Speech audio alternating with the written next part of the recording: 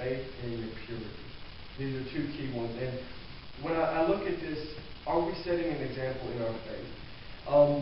We're told in church all the time that we need to be praying and we need to be reading the Bible. And I know that if we were to do a survey, many of us may not be consistent in either of those things.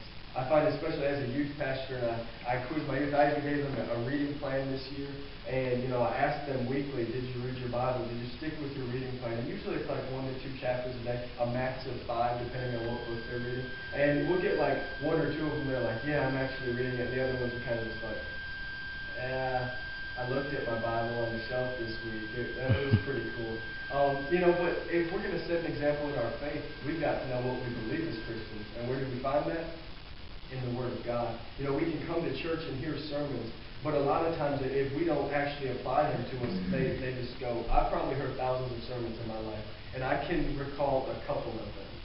And that's because, one of them that I remember, he was an amazing communicator, and he repeated the same point over and over, so it stuck in my head. But another one, it's the one that I applied. It was the one that I listened to and didn't just kind of go away without doing anything with it. I said, okay, I'm actually going to put this into action. Because James talks about not just hearing the word, but actually doing it, doing what it says. And what I think about in here is that, okay, if we're going to set an example in our faith, one, we've got to be consistent in our time in the Word, especially as young men of God, and also in our prayer times. I'm not going to ask you to raise your hand or anything, but how many of us have a consistent prayer time each day? Do we have a set time that we get together with God? Or do we just kind of go through the day and maybe just throw up a prayer here or there, God help me with this, God help me with that. And there's nothing wrong with that. But I found in my own walk with God, and I haven't been 100% consistent with this either, because life gets crazy. But I've realized that if I want to grow closer to God, then I have to have a set time, a consistent time. Matthew 6 talks about it. Talks about going into your room and closing the door. And God will see what you're doing in secret. And you'll be rewarded in public for it. And we're not doing it for a reward, but the key part of that I found is that we've got to have a place where we can go, where we know that, okay, if I go here, my cell phone's going to be turned off. I'm not going to be listening to, some kind of music. I'm going to be listening to some worship music just to get into the presence of God. But I'm going to have a set time each day because I know that this time for me is important. It's just like basketball practice. We know that Tuesdays and Thursdays we got basketball practice. We know that Saturday that we got to be there on time. But what about Sunday through Saturday with our prayer life? Do we show up on time with our appointment with God? Do we even have one? It's something that's been challenged to me because I've grown up in church, and I noticed that over the years, if I don't consistently spend time with God and spend time studying the Word, it's very easy to just slip away. And what I found is you've got to be intentional if you're going to grow. And I've seen this so many times. So many people come to church and are even in church their entire lives, but ultimately they fall away from the faith because they don't spend time with God. They maybe are coerced into saying the sinner's prayer, and then they're like, okay, I don't know what to do after this. Or maybe they even went to youth group and were taught these things, but they didn't apply them, so it wasn't a relationship, it was just a service they went to on a weekly basis. And I find that if we're going to be the examples like Paul talks about in this book, we've got to be ones who are going to set the example in our faith and be consistent in our time in the Word and in prayer. And, sometimes we think, man, I don't want to read. That's the number one excuse I hear. I don't like to read. Great news, they have the Bible on CD, and if you got the internet, somebody will read it to you. But, we can't make excuses for these things because I found that on a regular basis each week, if I were to survey each of my days and what days went well and what days didn't go well, it can almost consistently be connected to, did I spend time with God that day? Did I read part of the Bible and actually apply it that day? Did I hear from Him in prayer? Was I focused on Him at any point in the day, or did I just try to go through the motions and, complete the tasks that I had to do during the day? It's usually right in line. If I had a great day, it's usually connected to, okay, I spent time with God today. And it doesn't mean that every day is going to be great because sometimes we have challenges. Did anybody have a tough week or a day this week that was pretty tough? I think every one of us at least has one tough day during the week. And I find that and especially Corey, you work with some pretty tough individuals who can make your day pretty tough at times. And I know to find strength, that's going to be the one place. That's where I find strength. That's where I find comfort. That's where I find peace is in the presence of God. And I can't wait for Sunday or Wednesday to do it. I can't just go a couple times a week and say, okay, that's enough for me. Because throughout the week, what's going to happen? I'm going to be like, God, what's going on here? And God's there. He's saying, you know what? Seek me and you'll find me. Knock and the door will be answered. And He's telling us these things, but we've got to be the ones to intentionally do it. And that's one of the greatest ways and really practical ways to set an example in our faith. Because when you are connected to God, your light's going to shine.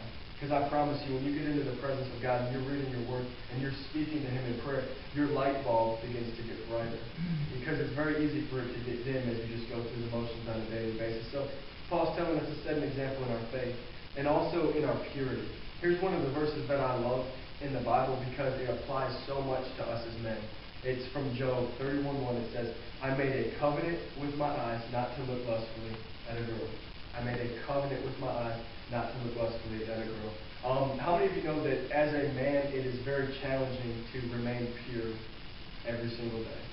Has it become challenging? Have you watched SportsCenter this week? I guarantee if you watch SportsCenter, you will see a commercial that has something to do with an attractive girl, and they're trying to make you buy their product, whether it's tires or if it's Hardee's, they're trying to sell you a hamburger. I still don't understand why Hardee's had to advertise their hamburger with these scantily clad women, but each time I actually don't eat that hamburger because I'm like, I can't support that commercial. I just can't. And, maybe I'm going overboard on that, but I realize that no matter what you're watching, you could be watching Nickelodeon, and you're going to see a commercial that has somebody advertising with something that will attract a guy. And, the world is very good at this. They spend a lot of money on it. And I find that it can be a challenge at times to remain pure as a man because the enemy is out to attack us. You see this statistic with only 39% of men in church. Men are attacked greatly. And, we're under attack consistently because the enemy realizes that we're the leaders. He realizes that, he knows the statistics. He knows that if a father is in church, that 2/3 to 3/4 of the children are going to go to church. So what does he try to do? Keep the guys from going to church. Because he realizes if just the mother's going to church, and the statistics say no matter how consistent she is, 1 in 50 are the statistic of the child that's going to church. That's a significant difference. And, he knows that he's going to try to do whatever he can in order to lure men away from the church. And when it comes to purity, and I want to talk about something that I hope I'm not going overboard, but I want to talk about pornography a little bit. Because when it comes to purity, this is one of the biggest areas that men struggle with. And it's something that a lot of men struggle with. I don't know if anybody in here is struggling with it, but the statistics say that 93% of men have or currently view pornography on a consistent basis. It says that every second, 28,258 users on the internet are viewing pornography. Every single second, 28,000. And the U.S. spends, and this is shocking. How many of you guys like sports? Anybody like sports in here? We're all basketball fans. The United States and the entire world spend more on pornography each year than the gross revenue. They actually make more in the pornography industry than they do for the NBA, the MLB, the soccer leagues, baseball, basketball, football, and NASCAR combined. It says that the pornography industry makes more than all of the franchise of sports combined. That's shocking. Because if you think about it, we know of football players that are making $18 million a year. But this industry is so out there that so many people are being affected by it, and they're purchasing this stuff, and it's making more than all of these sports industries. That blows my mind personally. And what these statistics show us is that, there's an attack on our minds, there's an attack on our purity. And as men, we've got to begin to set an example in that area. And I could preach an entire message on this, and I probably will for our youth group this next month. But this is one of the areas that I find is such a struggle. And I realize that as a man myself, I've got to put up guards to protect myself from the attacks. Because just because I'm a minister does not mean that I'm not under attack by the enemy. I think that the enemy puts a target on your back when you're a Christian man and a minister in particular. So what I found is I've got to put guards on the things that I do. I've got to put guards on the channels that I watch on TV. I put guards on the internet searches. I put guards on different things to protect myself, because you could just go and type in something random. You could type in the color purple on Google and something will probably pop up. Because it's out there so much. I mean, we're talking 28,000 people every second looking it up. So I personally, what I've had to do is put guards on this stuff to guard myself from it, because each one of us are tempted in different ways. And what I was told by my previous pastor's wife is that the enemy will stop using a certain temptation when it stops working on you. But as long as that temptation is working on you, he's going to keep using that same one. And for a lot of guys, I found that this is one of the biggest things they struggle with, is purity. So here's what it says, and what I want to challenge you guys to do with this Job 31:1. I have made a covenant with my eyes, not to look lust, but let it go. We've got to make a covenant with our eyes. We've got to make a covenant in our hearts to God that we will stay pure. Because ultimately, in order to be a light to the world, we've got to be the ones to set an example. And as young men and older men alike, God's called us to be the leaders. And this verse is so practical to our lives. And let me read it one more time before I close, and we'll head and play basketball. The Bible says, and this is the NLT that's saying it, it says, don't let anyone think less of you because you are young. Be an example to all believers in what you say, in the way you live, in your love, in your faith, and in your purity. So this week, my main challenge in all of this is be an example this week. Whatever it is, identify one of these. Maybe go home and read this verse and identify the one area where you need to begin setting an example better. Maybe it's in the area of purity. Maybe it's your faith. Maybe it's your love. Maybe it's in your conversation or just the way you live your life in general. But that's my challenge tonight, is to be the example, because I find that if this epidemic of so few men in church is going to change, we as men have to be the leaders, and we've got to set the example in our spheres of influence.